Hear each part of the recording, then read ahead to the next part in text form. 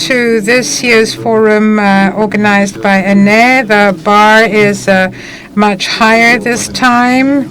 There was a discussion between Mr. Efthymiou, a journalist and former minister, and Mrs. Mendoni, but we've had a lot of very provocative, if you like, discussions that we need to incorporate in the discussion on tourism.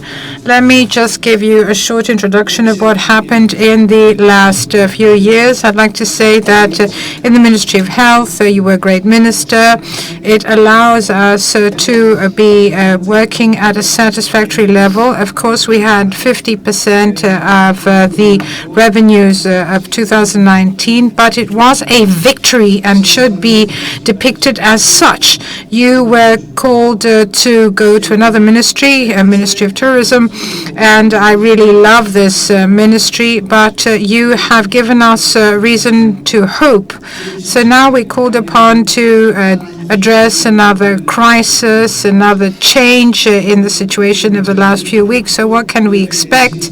How do you see the coming season, tourist season? And how do you understand of the cooperation among all stakeholders in order for us to have a good business model for tourism, given the situation? So thank you very much, says Mr. Kikilias, for the invitation. It's a great honor, but also a pleasure. Let me also talk to you about the peaks and troughs of this virus, and I'm talking about the public health crisis that we've had to deal with in the last 2 years. And the big question mark in this case was something that needs to be mentioned. In the previous tourist season, we didn't have the vaccines in our arsenal, and we see that all other, if you like, countries had closed their tourism sector, but Greece took a risk, a calculated risk. We had many reference hospitals. We had 10,000 public health professionals on the islands. We had private doctors. We had hotels that served for isolation purposes. So the Ministry of Health, the Ministry of Tourism, and everybody in the Greek government helped us in every way possible. So we see that the tourism sector is one of the locomotives of the Greek economy. And I'd like to say that we had a lot of businessmen. We had a lot of other professions that are dependent on tourism, and we already heard the minister, Mrs. Mendoni, Minister of Culture. We know, of course, that there was a huge public health crisis in the last 2 years, but we've all tried to adjust. We've created protocols, we set a framework, and I see with great happiness that we actually thought we were going to have 5 to 6 billion revenue from tourism. We actually exceeded 10. And I think that we look at the future with hope. Of course, there are problems. There's a lot of instability in the world, and things are difficult. So nothing is done on the automatic pilot. A decision was made by the Prime Minister to create a lockdown at the beginning of the pandemic. This needed guts, and this was done before Germany, France, and other large European countries, dear Mr. Apostolopoulos, or rather Angelopoulos, and I think that this allowed us to prop up the Greek national health system. We helped the Greek economy, and we actually rebranded the country abroad as a safe destination. And because travelers actually, whether they want to go on a city break or on a larger holiday, want a safe haven, a place where they can be safe, I think this gives us the best position for 2022. Now, what we will achieve in the end, this is the result of our common effort, and I am by nature optimistic, but I'm also a fighter. So we all work together. I know there are problems. We have to overcome these problems. We have to have a will. The goodwill is there. And what we need is cooperation, a spirit of cooperation. I made mention of Mrs. Mendoni. She is a good example of the excellent cooperation we've had in the last 2 years, and this team spirit. I feel this even before, i.e. I was an athlete, I was a basketball player, and I believe in having a team spirit. When we have this team spirit, we are successful as a country, as a society, as an economy. So when we start bickering and grumbling, and when we have petty interests at play, the country fails dismally and the results are catastrophic. You've actually thrown a lot of balls at me, and I don't know which one to pick up. So I'll try to incorporate 3 questions in one question. God help me. First thing that's very important is that we are a country with a complex tourism product. We have a city break, we have the sea and sun, we have the mountains, and so on and so forth. And of course, we have large islands that depend on tour operators, and the small islands that have to do with whether there are flights and airports and so on and so forth. So how can we incorporate the regional actions in a nationwide level, but how can we also allow the different areas to promote their uniqueness? We saw that some areas in Greece were champions as far as tourism is concerned. Others were less successful. So let's look at regional levers, how these can be incorporated in this year's tourism strategy. Let me say that culture is linked to tourism and to extending the tourism season and the unique concept we have in Greece as far as tourism is concerned. So we're talking about access to the country. That's true. We worked very closely with the minister, and when it came to the cruise sector, all the professionals were vaccinated. A lot of cruise ships came to Greece and to Greek ports and marinas. So we're talking about prime tourist destinations in Greece. So they also visited museums, archaeological sites. A lot has been done in this respect, and I would like to say that this is actually giving us some very good results. In 2022, cruise ships want to start coming in March and not in April, 1 month earlier, that is. And following the announcements made by the Port Authority of Thessaloniki, we see an estimated increase of 200%. Look at the Port of Piraeus. We also have Katakolo Port. And we also want to have more, if you like, for local society. We want to have additional value. We want to have a bigger revenue, a bigger income as a result of these efforts. So there will be a draft bill. This will be tabled in Parliament and adopted beginning of next week. Hopefully we have different things, for example, comprehensive or integrated destinations. For example, we can have the public sector working together with the private sector, meaning municipalities together with airlines, tour operators, private sector individuals, hoteliers or hoteliers associations, and so on and so forth. So we believe in working in that way. Now, wellness, medical tourism, mixing and matching. So what we want to see, what's happening in Austria, Germany, and to follow suit, we have this essays for springs.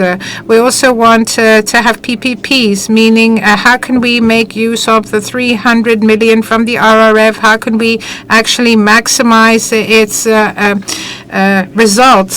So what we're trying to do is to create compatibility. We want to have the National Tourism Organization working with the DMOs at the local level, with Enterprise Greece, how we can promote all our tourism products. We also have to promote the cultural aspect of tourism. This is timeless. Of course, we have modern, if you like, art, but we also have our cultural heritage, which is very rich. And we're also talking about the developmental aspect of all these models that include the private sector working with the public sector, religious tourism, DMOs, wellness, gastronomic tourism, the wine routes, for example, as well. So I see an increase in the average stay in cities. For example, it was 1.2 days in Athens, now it's 1.6. I'm talking about average stay of travelers in cities. So if you add all this together, if you add it up and you look at what's happening in the coming months and make some forecasts, I believe that we will have good news to announce from now on, and I'm sure that all sectors will be further intensified. The last quarter is always a difficult one for the tourism sector, so we will have a campaign for winter destinations. We will have a city break for Athens, Thessaloniki, and other cities. This is also a first. And the Greek state, it's here to support all the stakeholders, those in need of support, in order for this difficult period to pass. And Omicron variant is after the Delta variant. But as I said, this is a battle that we have to fight. It's before us. We're prepared. We know what to do. And we will actually do the stock-taking exercise next year. A friend of mine from abroad asked me, why do all the variants have Greek names?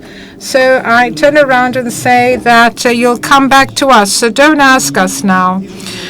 Just one last question, because time is pressing us. So a senior executive in the government said end of 2020, we can't have a bad year like the one we had in tourism. So revenue, state revenue is highly dependent on tourism. So we believe in E.EN.E that hospitality is a very complicated and complex sector. And Mr. Pitsioras is from Elladikamas. He'll talk about it later. And we keep saying that we need to have a synthesis in order for us to create a future foolproof model. So the fact is that many believe that a bad year in tourism, it would be catastrophic for the economy. And this doesn't only concern tourism professionals. As Mr. Yanidis from VTEX said, let's see what's happening in hotels. How do we do? VTEX, 30% of its revenues, VTEX is a company with paints, so 30% of its revenue comes from hotels. So how can we have these synergies in order for us to come to the understanding that with new technologies, we still don't kill the milk cow? So what has been proven, and there are facts to support my case, that 25% of the GDP, meaning 1 out of 4 euro, is linked to tourism directly or indirectly. This is very important for tourism professionals. So we have to actually praise them for their hard work. And I'd like to thank the Prime Minister for making me Minister of Tourism. So I believe that we need to have more revenue from tourism. How can we do this? In 3 levels. We should look at it in the near term, the middle term, and the short term. So in the near term, we need to protect our brand. And at the same time, the new tools, i.e. digitization, digital nomads, digital booking, the tools from DMOs. We're also talking about promotion of tourism for all regions of the country, not only the ones that are the heavyweights when it comes to revenue. All year round in our cities, so we need to have concepts so that we can attract tourists. So Greece is far from other countries. Here you need a plane to arrive here, and you can't go by car. And for example, we can have in September people from Israel. We can also have the people from France coming when they have school holidays. For example, this is just something that we could consider. And July could be a good month for French tourists in Greece. We had a lot of tourists then. Let's look at the elderly and wellness and how we can create all these clusters, meaning villages where there will be travelers coming, elderly people with good health care provided in these areas. Now, infrastructure. How can we support our infrastructure? What plans need to be made? How we can help infrastructure that offer a boost to the Greek economy. Remember the information provided by the National Bank of Greece talking about the prospects of the Greek economy. Things have changed when 5-6 billion was provided by tourism in 2021. So we have a lot to expect from tourism in the coming year. Our hopes are high, and I think that we have the right, since we actually offered to Mr. Skylakakis and Mr. Saikoura that we should ask them to give something back to the people in tourism, meaning we should capitalize on the NSRF, the RRF. Of course, the tax rate should go down for tourism professionals, and I think this is a big success, meaning from 2025 we will have reduced tax rates, which will be permanent. This is not the case in the crisis. It was only for some islands of the northern Aegean that we had low tax rates. I don't want to take up any more of your time, but I'd like to say that some understood that tourism only involved going to trade fairs. That is wrong. That is not what tourism is about. We are the number 5 brand when it comes to tourism in the world. Tell me another sector of the Greek economy which ranks so high, another business sector in Greece, another business activity that has such a huge percentage or ranks so high. So we have the 5th best tourist brand in the world. We intend to defend it with all our might and not something that is done on an occasional basis. We need to have a strategic plan for the future, and we need to boost the tourism product so that the coming generations will try to see how they can participate in the tourism sector, how they can attend different programs organized at the university level or the higher education level, because they want to have highly paid jobs, good quality jobs. So it's all about giving back to the economy, or giving back to the average Greek family, to the middle class. We're working for them, and they should participate in this. Sir, I'm very happy because you speak like a true professional. So I want to actually just speak for a couple of minutes, saying that Mrs. Mendoni talked about the silver economy, but we also have Mr. Pierakakis, who will be talking about digital, the digitalization of the NTO, new programs, and so on and so forth.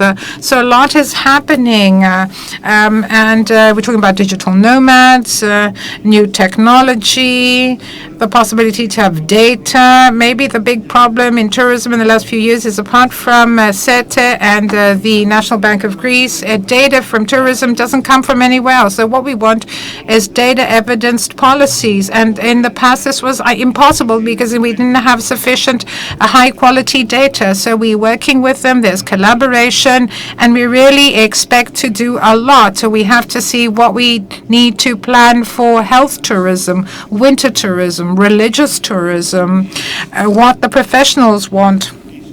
What's happening with the flights, and what's happening with the cruise sector, how you can develop it further. But in order to develop it, you need a lot of data. So I wish you the best of luck in your post. I'm sure that you will have a difficult, if you like, role to play. But if a basketball player doesn't know how to play ball, nobody does. So I wish you the very best of luck. Thank you very much.